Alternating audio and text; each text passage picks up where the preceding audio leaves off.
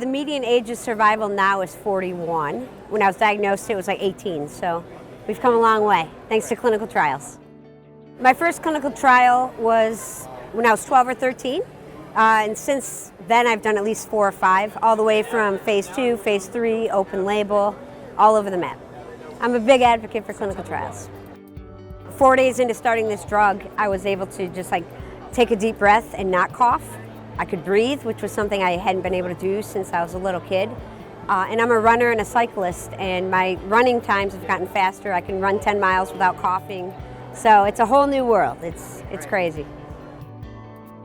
The first clinical trial was, the process was similar, where you just meet with the nurse and do the paperwork and breathing tests and blood work.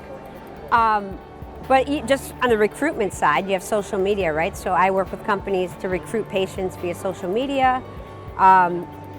The drugs seem to be going smoother because we have electronic medical records, and just the way they're monitored, it's easier and it's quicker and it's instant. So I've seen tons of technology, and the drugs themselves are way different and way better too.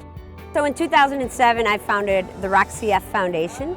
It was started with rock and roll because I played in a band and my brother was in a band, and our whole thing was raising awareness about CF because there's only 30,000 people in the US. So it's an orphan disease. Not too many people know about it unless a cousin had it or a friend in high school had it. But 1 in 30 people carry the genes. So standing right by me, there's a few carriers and you don't even know it. So I wanted to create awareness, give patients a chance to kind of be a part of something, increase the quality of life, and raise money for research. So I'm all over the place doing a bunch of events and speaking around the country just to get CF out there. We fund research, which fund clinical trials, so we are directly involved in that. Drugs don't just magically appear. A company doesn't just say, I've got billions of dollars, I'm going to make this drug. There's a whole process it goes through. It's a cool thing to be a part of.